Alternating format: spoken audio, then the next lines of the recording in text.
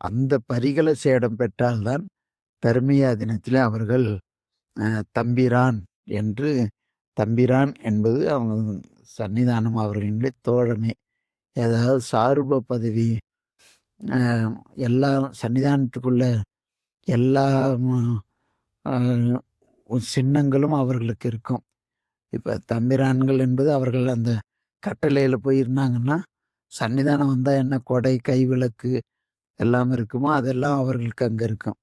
சன்னிதானம் வந்தால் தான் அவர்களுக்கு அந்த இடத்துல எதுவும் இருக்காதே தவிர, அ மற்ற எல்லா பொறுப்புகளும் அவர்களுக்கு அங்கே தனிப்பட்ட முறையில் அவங்க ஒரு மடபதி என்றுதான் அ அவர்கள் அங்கே செயல்படுவார்கள்.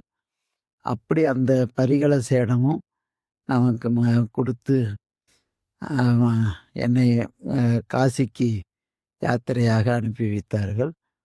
அ அங்க கும்பாபிஷேகத்துக்கு போயிட்டு, நான் மீண்டும் இங்கே வந்து ஆனி மாசம் அ காசி மடத்திற்கு நான் செல்லுகிறேன். அப்போது மகா சன்னிதானம் இரவு எனக்கு காசிவாசி வண்டி அனுப்பி வைத்திருந்தார். கூட ஜெயராமன் என்கின்ற அலுவலர்கள் என்னை அழைத்து செல்வதற்காக வந்திருந்தார்கள். இரவு ஒரு 2 மணி இருக்கும். எப்போதும் மகா சன்னிதானம் அவர்கள் அந்த நேரம் வரைக்கும் அவர்களுடைய பணி இருக்கும். இந்த ஊர் காவல் என்பது மகா சன்னிதானம் விழித்திருக்கின்ற போது ஊரெல்லாம் உறங்கும். மகா சன்னிதானம் உறங்குகின்ற நேரம் ஊரெல்லாம் விழித்திருக்கும். இது எவ்வளோ பெரிய பாதுகாப்பு அரணாக இந்த இதை செய்து கொண்டிருந்திருக்கிறார்கள் என்பது பின்னே தான் தெரிந்தது. அவர்கள் அப்போது அந்த நிலையிலே என்னை அனுப்புகின்ற போது, "ஏய் காசிவாசிய பத்தி உனக்கு தெரியுமா?" அப்படின்னு கேட்டார்கள். சாமி ஏன்னா நமக்கு போற ஆர்வத்துல ஒரு இடத்துக்கு பெரிய இதுக்கு போறோம். கார்வாருக்கு போஸ்டிங் போறோம் அப்படின்னு நினச்சிட்டு, இங்க ஒண்ணும் சிரமம் இல்ல. ஆனாலும் கூட நம்ம அங்க 10ல ஒண்ணா இருக்கிறத விட தனித்து இருப்பது போன்று ஒரு உணர்வு. அப்ப நான் உடனே சொன்னேன், "ஐந்தறிவால் கண்டாலும் ஆறியது சொன்னாலும் எந்த விருப்பு வெறுப்பு எய்ந்தாலும் சிந்தையே பார விசாரத்தை பண்ணாதே ஏதொன்றும் தீர விசாரித்துச் செய்" என்கின்ற இந்த பாட்ட நான் சொன்னேன். உடனடியாக அப்ப ம் சரி அனுபவத்துல வரணும் அப்படின்னு சொன்னாங்க. வேற எந்த வார்த்தையும் அவங்க அதுக்கு மேல சொல்லல மகாசன்யா. ஏதோ அவங்க சொல்ல வந்தாங்க. என்னுடைய அவசர புத்தின்னு சொல்லுவாங்கல்ல, அந்த அவசர புத்தியினால நம்ம அடுத்து என்ன சொல்லணுங்கிறது அ கேட்காம நான் மட்டும் வாய் தவறி அதிக பிரசங்கித்தனமாக இந்த பாடலை சொன்னேன். அவங்க உடனடியாக சரி அனுபவத்தில் வரட்டும்னு சொல்லிட்டு அனுப்பி வச்சேன். இது போகும்போது காலையில 5 மணிக்கெல்லாம் புறப்பட்டு போனோம். போகும்போது டயர் பஞ்சர் ஆயிட்டுது. அப்புறம் அது அது ஒண்ணும் நான் அப்ப அது சகுன தடை மாரி இருந்ததுன்னு நெனச்சுட்டு, அங்க போய் இதுங்கன்னு வணங்குனேன். அப்புறம் அன்னைக்கு ஒரு 2 நாள் கழிச்சு ம் கார்பார் அப்படின்னு ஒரு போஸ்டிங் குடுத்தாரு அவரு. காத்தலும் பார்த்தலும் என்பது பொருள். கார்பார் என்பது மிகப்பெரிய பதவி.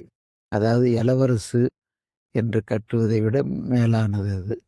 அனைத்து பொறுப்புகளும் அவங்களுக்கு தான் இருக்கும். இப்ப நம்ம மடங்கள்ல மட்டும் கார்பார் போஸ்ட் மட்டும் யாருக்கும் இங்க குடுக்கறதில்ல. அது சொக்கநாத பெருமான் பெயர்லேயே கார்பார் என்று போடுறது ஒரு வழக்கத்துல இருக்கிறது. மற்றபடி ஒடுக்கத்தம்பிரான், அ ம கஸ்பா இப்படியெல்லாம் பல வகைகள்ல நிர்வாகத்திற்காக பழக்கத்திற்காக அதெல்லாம் செய்வார்கள். ஆனா, அந்த கார்பார் போஸ்ட் மிகப்பெரியது. அப்ப அவர் அன்னைக்கு ஒரு அ பேனாவும் இதையும் குடுத்து, "கார்பாரா நியமிச்சிருக்கு. அ இருந்து பணி செய்" அப்படின்னு சொன்னாங்க. எப்போதும் இங்கேருந்து போகின்றவர்களுக்கு பூசை தம்பிரான் என்று தான் குடுக்கறது பழக்கங்க. அதுவும் பூஜை பண்ணிட்டு இங்க வந்துருவாங்க. இல்லன்னா திருப்பனந்தாள் கட்டளை மடத்துல தங்கிக்குவாங்க. ஆனால் நமக்கு காசி மடத்திலேயே இருந்து பணி செய்யணும் சன்னியானத்துல ஒத்து உத்தரவானதுனால அங்கேயே தங்கிட்டேன். அப்ப நான் சொன்னேன், "அ நான் மடத்துக்கு நல்லது செய்வதாக இருப்பேன். வெளியில எல்லாரும் என்ன பகைவனாக நினைப்பார்கள். வெளியில நான் நண்பனாக இருந்தால், மடத்துக்கு நான் ஏதேனும் துரோகம் செய்வதாக இருக்கும்.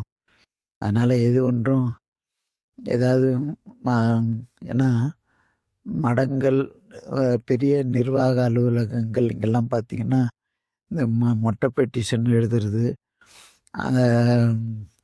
அ புறம் பேசுவது, அங்க இங்கேயும் அக்கப்போர் பேசுவது இதெல்லாம் அதிகமாக ஒரு இடத்துல நிகழ்கிறது என்று சொன்னால், அது திருமடங்கள்ல தான். ஆமா. நேர்ல யாருமே எதையுமே சொல்ல மாட்டானுங்க. எவ்வளோக்கு எவ்வளோ அடிவெட்டு வெட்டணுமோ அவ்வளோ அடிகட்டும். கடிதங்கள் மூலமும் மன உளைச்சல்களை ஏற்படுத்துறது. இப்படிலாம் நெறைய செய்வார்கள். இது ஒரு பழக்கம் எனக்கு சிறு வயதிலேருந்து இது பார்த்து கொண்டிருந்ததுனால, நான் அவரிடமே அத சொன்னேன். அதனால இத நாங்க கொஞ்சம் சன்னியானம் இது எஜமான் இத நேரடியாக எதா இருந்தாலும் சொல்லணும். அதெல்லாம் ஒண்ணும் பிரச்சனை இல்ல. நேர்ல பார்த்துக்கலாம். அப்படின்னு சொல்லிட்டு, அன்றைய நாள் அங்க பணிய தொடங்கினோம். அந்த பணியிலிருந்து கிட்டத்தட்ட ஒரு மகாமகம் வரைக்கும் அ ஆனால் நான் அங்கே சென்று அ அடுத்த ஆண்டே ஒரு மகாமகம் வந்தது. அதன் பிறகு ஒரு மகாமகம் வந்தது. அப்ப இங்க நான் ஆனி மாசம் போய் கார்வார் பதவியேற்றேன். ஆவணி மாசமே அந்த அங்கு உள்ள விஸ்வநாதர் கோயில், 4 அ வீதிகளில் உள்ள விநாயகர் கோயில், வீரியம்மன் கோயில் இவைகளை ஆனி மாசம் திருப்பணி தொடங்கி ஆவணியிலே முதல் குடமுழுக்கு விழா செய்தோம். அன்றைய நாள் மகா சன்னிதானம் அவர்கள் அங்கே வந்தார்கள்.